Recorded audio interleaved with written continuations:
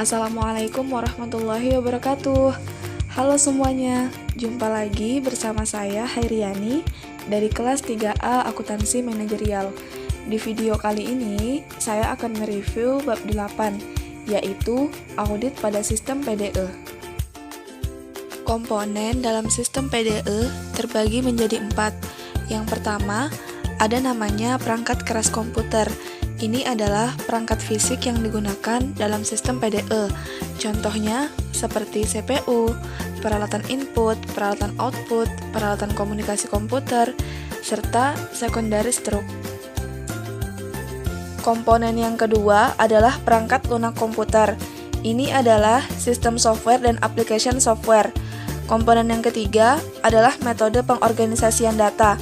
Ada dua jenis, yang pertama traditional file metode, dan yang kedua database metode.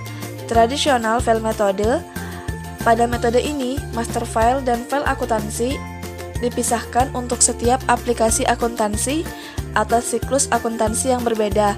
Kemudian database metode merupakan metode organisasi data yang didasarkan pada kemampuan data dalam file untuk diakses langsung oleh berbagai program aplikasi. Komponen sistem PDE yang keempat adalah metode pemrosesan data. Terdiri dari 3, yang pertama ada batch entry, yang kedua ada online entry, dan yang ketiga adalah online processing. Kelebihan dan kekurangan dari sistem PDE. Kelebihan dari sistem PDE sendiri terdiri dari 4. Yang pertama, sistem PDE dapat memberikan kontribusi yang lebih baik dalam pemrosesan data dari sistem manual. Yang kedua, dapat memberi laporan akuntansi yang tepat waktu dan lebih efektif untuk pengawasan dan penelaahan operasi dari sistem manual. Yang ketiga, dapat mencegah kesalahan perhitungan dan penulisan data transaksi yang sering terjadi pada sistem manual. Dan yang keempat, pada sistem PDE ada fungsi pengendalian yang dimasukkan secara built-up dalam komputer. Kekurangan dari sistem PDE sendiri, yang pertama, sistem PDE menghasilkan jejak bukti transaksi yang terbatas dibanding dengan sistem manual. Kedua, lebih sedikit bukti dokumen mengenai kinerja prosedur pengendalian pada sistem PDE dari sistem manual. 3. Informasi dalam sistem PDE kurang visible.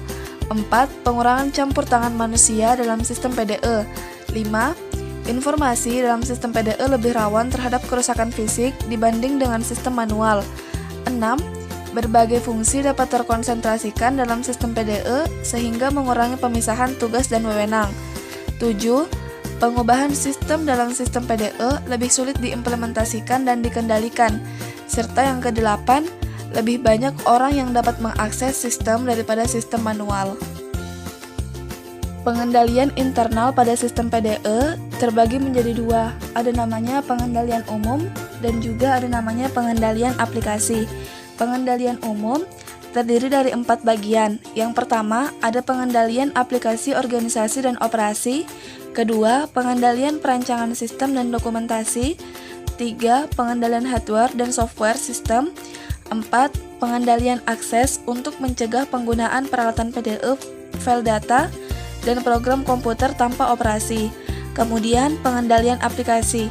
Ini terbagi menjadi 3, ada pengendalian input, pengendalian pemrosesan, dan yang ketiga pengendalian output. Penerapan standar auditing pada PDE. Standar umum pertama, seorang auditor harus memiliki kemampuan sesuai dengan kompleksitas PDE. Dan standar umum pertama menyatakan bahwa audit harus dilakukan oleh individu yang memiliki keahlian dan pelatihan teknis yang memadai sebagai seorang auditor.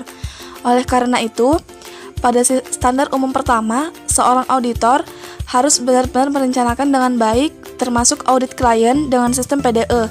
Berkaitan dengan ini, maka auditor harus mempertimbangkan beberapa hal. Yang pertama, luasnya penggunaan komputer dalam setiap aplikasi akuntansi. Kedua, kompleksitas operasi komputer klien. 3. Struktur organisasi kegiatan pemrosesan komputer. 4. Kesediaan data dalam hard copy dan komputer readable. 5. Penggunaan TABK, teknik audit bergantung komputer, untuk meningkatkan efisiensi pelaksanaan prosedur auditing. Standar pekerjaan lapangan yang kedua. Seorang auditor harus menghimpun pemahaman yang cukup untuk memahami 1. Kelompok transaksi operasi entitas yang diproses dengan sistem PDE. 2. Catatan akuntansi, dokumen pendukung, machine readable information, dan akun khusus dalam laporan keuangan yang tercakup dalam pemrosesan data dalam sistem PDE. 3. Bagaimana komputer digunakan untuk pemrosesan data. Dan yang keempat, jenis salasaji potensial yang dapat terjadi. Menentukan resiko pengendalian. Hal-hal yang perlu diperhatikan. 1. Mengidentifikasi salasaji potensial yang mungkin terjadi. 2. Mengidentifikasi prosedur pengendalian yang perlu untuk mencegah dan mendeteksi salasaji. 3. Melaksanakan pengujian. Dan cara untuk melakukan pengujian tersebut ada dua cara. Yang pertama, menggunakan komputer auditing, dan kedua tanpa komputer. Mungkin itu review materi dari saya, kurang lebihnya saya mohon maaf. Wassalamualaikum